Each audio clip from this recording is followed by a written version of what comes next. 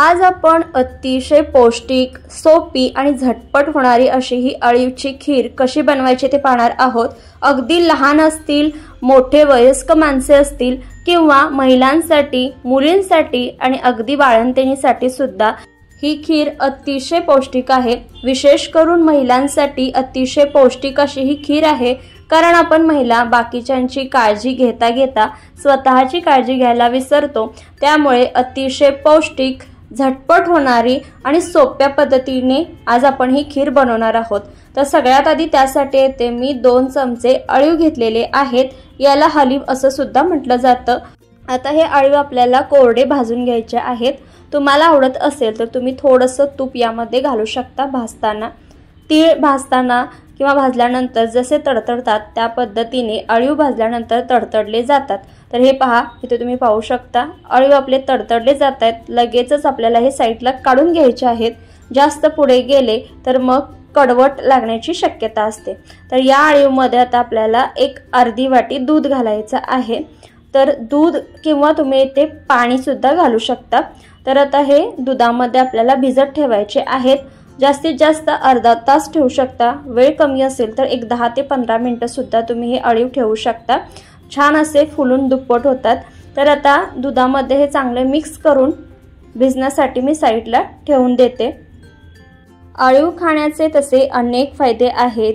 यामुळे आपले हाडे मजबूत होतात, रक्तातील हिमोग्लोबिन वाढतं, रोगप्रतिकारक शक्ती सुधारतं आणि त्याचप्रमाणे आपले मासिक पाळीचं चक्र सुद्धा नेहमी ठेवण्यास मदत करतं।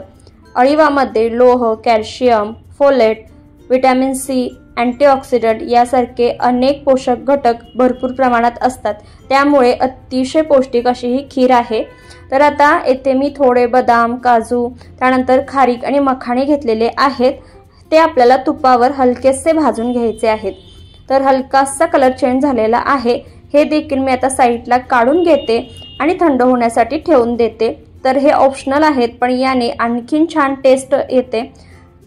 तर आता हे तुम्ही पाहू शकता, इथे आपले जे अळीव आहेत ते छान फुललेले आहेत।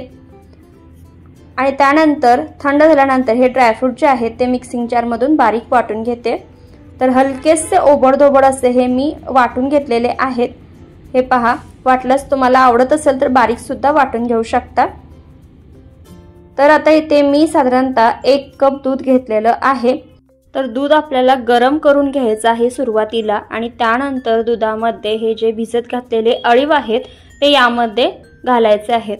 आणि आता आपल्याला या मिश्रणाला उकळी येऊ द्यायची आहे। मीडियम हीटवर आपल्याला हे मिश्रण शिजवून घ्यायचं आहे।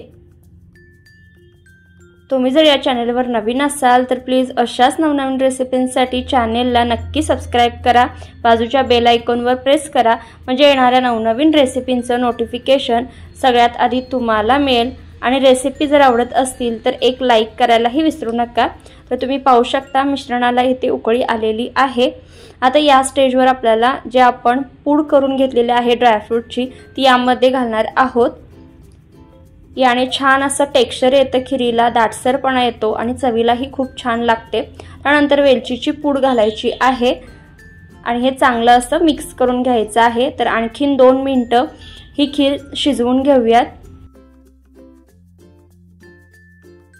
तर आता या स्टेजवर तुम्ही जर साखर घालून खीर बनवणार असाल तर यामध्ये आता तुम्ही साखर घालू शकता, पण आपण गूळ घालून खीर बनवणार आहोत, त्यामुळे मी सगळ्यात शेवटी गूळ वापरणार आहे। आता ही साईडला थंड होण्यासाठी ठेवून देऊयात। तर इथे खीर आपली कोमट झालेली आहे आणि आता या स्टेजला इथे मी चिरलेला गूळ घालते। गुळाचं प्रमाण तुम्हाला खीर जशी गोड हवी आहे त्या पद्धतीने घालू शकता। चांगलं असं मिक्स करून घ्यायचं आणि इथे आपली अतिशय पौष्टिक अशी ही अळीवची खीर तयार होते। जर आपण गूळ आधी घातला तर खीर फाटण्याचे चान्सेस जास्त असतात, ज्या वेळेला आपली खीर उकळत असते। अशा पद्धतीने शेवटी आपण जर गूळ घातला तर खीर फाटण्याचे चान्सेस कमी असतात। आणि इथे आपली अतिशय पौष्टिक अशी अळीवची खीर तयार झालेली आहे। अगदी मुलांपासून वयस्क माणसांपर्यंत स्त्रियांसाठी अतिशय पौष्टिक अशी ही अळीवची खीर आहे। नक्की ट्राय करून पहा। थंडीमध्ये ही अळीवची खीर आवर्जून बनवा। तुम्हाला ही रेसिपी कशी वाटली कमेंट करून नक्की सांगा। जितक्या जास्त जमेल तितक्या जास्त नातेवाईकांना, फ्रेंड्सना व्हिडिओ आवर्जून शेअर करा। जाता जाता व्हिडिओला लाईक आणि चॅनलला सबस्क्राईब करायला विसरू नका।